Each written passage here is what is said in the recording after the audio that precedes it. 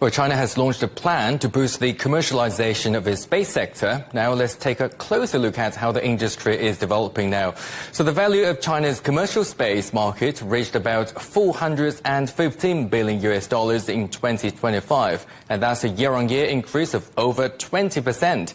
By the end of this year, the space industry in China is expected to be worth over $500 billion.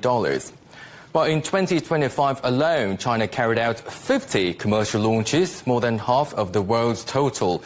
China's commercial space flights have nearly doubled since 2022. And the country is now home to around 600 commercial space companies, a 20% increase on last year. I've been speaking to Dr. David Whitehouse, an astronomer and space writer.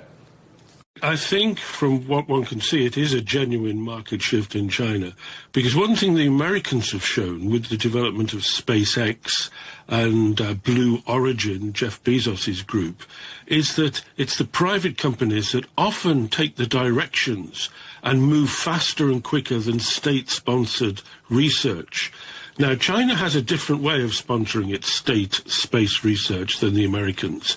They sponsor, obviously, the rockets and the satellites, but they're also aligned with the military. And the military aspect of this worries the Americans, because that's the reason why they had the Wolf Amendment, not allowing satellites to be launched from Chinese rockets, despite assurances from Chinese authorities that it would be okay. However, individual private companies, the new ecology which is emerging to take advantage of easier access to space, better data processing, better communications, and more use for space applications, seems to be away from that state-sponsored axis. And therefore it's garnering more interest with the United States, and particularly with Europe, than has done in the past. And it's part of a global effort.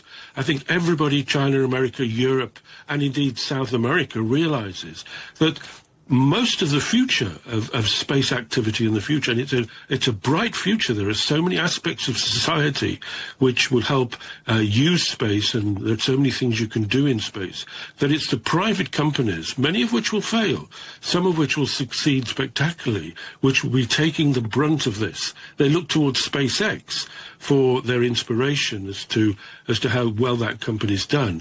And perhaps the next SpaceX, or a similar type of a private company, might actually come from China. And we do tend to compare the commercialization of the space industry between China and the United States. And just now you mentioned SpaceX and also Blue Origin. And also in China there are some private companies like iSpace or Landspace.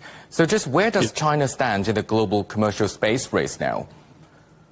China, it has to be said, is slightly behind the Americans, and probably on a par with the European space agents, European space states. This is because America has really led the way in terms of these small companies. But the environment is slightly different outside America. What happens in America is you get a small space company with a brilliant idea, and they are bought up by the big guys. They are accumulated into larger companies. This is not happening in Europe as much, and it doesn't seem to be happening as much in China. And what that means that in China and in Europe, you have more ideas, you have more speculation, you have more entrepreneurship in order to find a niche in the market and develop it, whether it's communications, whether it's navigation, whether it's Earth observation, or developing new ways of getting into space. It remains to be seen. The next 5 years are going to be very important in terms of how the Chinese private space effort gets on with the Americans and gets on with Europe, because we all know there are political problems, there are tensions between these countries.